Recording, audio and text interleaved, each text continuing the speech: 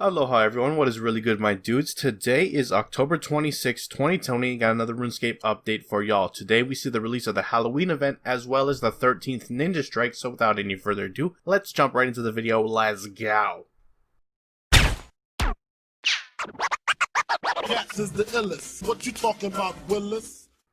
Alright guys, so you heard it. The Halloween event has now made it to Gielinor. You want to head on over to the Draenor Village, more specifically the Draenor Manor. You're going to notice that with this update, they've graphically updated the Draenor Manor grounds, and this will persist even after the event is over, minus all of the Halloween decorations. So once you're here in the Draenor Manor grounds, you're going to help out Death, Famine, Pestilence, and Death's Dog Muncher with 4 different mini-quests. Each mini-quest has its own reward and adds a new activity to the Draenor Manor grounds for the duration of the event. This is now considered the Halloween hub, and it is likely that they will expand on it year after year with more Halloween events. Now, completing these mini quests also earns you a new currency, spooky tokens, as a one-off reward. However, also training in the various activities that you unlock in the manor grounds also earns you spooky tokens. These tokens can be spent with Death in his new shop to earn you more cosmetics as well as previous cosmetics from the 2018 Halloween event. You can also buy a couple of consumables like XP stars and lamps and mysterious boxes as well. So it's pretty straightforward. Once again, this is Draenor Manor grounds. Head on over there to get started on everything, get all the cosmetics, and participate in completing those 4 mini quests. Now, in addition to all this, every single hour there's a chance that a spooky hour will start. What a spooky hour does is it gives you bonus XP for any activities done in the hub itself, the Draenor Manor grounds, anywhere from 1% XP up to 5% bonus XP, depending on how much of the mini quests you've done. There is a temporary bank chest, so a lot of your bank standing skills you could participate here at the Manor grounds. And that pretty much sums up the Halloween event. If you have any questions about it, do let me know down in the comments below. I'll try my best to answer any of your inquiries. Having said that, we're going to shift on over to the Ninja Strike, which was added with today's updates, and it focuses mainly on Slayer.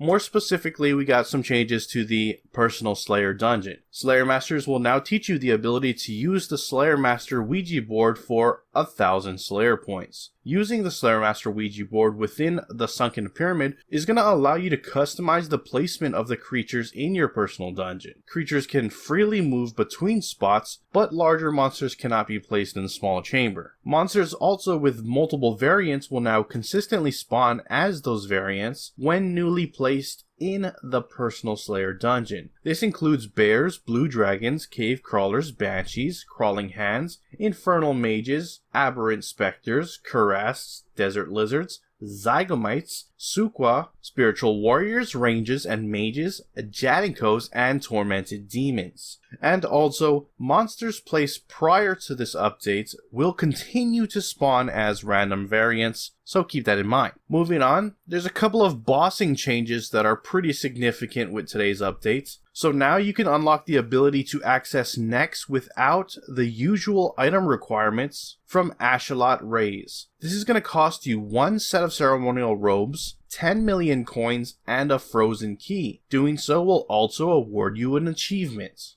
In addition, entering a boss instance without a selectable respawn speed, such as Rise of the Six and the Queen Black Dragon, will no longer override the respawn speed setting for other boss instances. Finally, the last change for the Ninja Strike revolves around the area loot. An option has been added to the item drops loot system menu, which will allow players to collect loot via the loot inventory when only a single item is on the floor. This feature was previously available on mobile devices but not in the PC version. And the naming and descriptions of the looting options have been adjusted for clarity following that change. And that is it for your main game update. The last thing I want to touch on before we move on to the patch notes is that the free action bars I talked about a week ago are now made available with today's update. The ones that were previously purchasable on the Solomon General Store are now free to all players. that gives everyone 4 additional action bars, and they will remain free forever. You will find these new bars just waiting for you on your next login, and as such, all action bars have been removed from Solomon's General Store. If you have purchased these in the past, they will refund it at a case-by-case basis, which likely means only if you've purchased it within a recent time period. It's not likely that you're going to get a refund if you purchased this years ago, and ultimately to me it wouldn't even make sense to get a refund if you bought it that far back. But let me know what you guys think about it. Anyways, having said that, now we're going to shift on over to the patch notes and see what's been changed with today's update, so let's go ahead and check it out.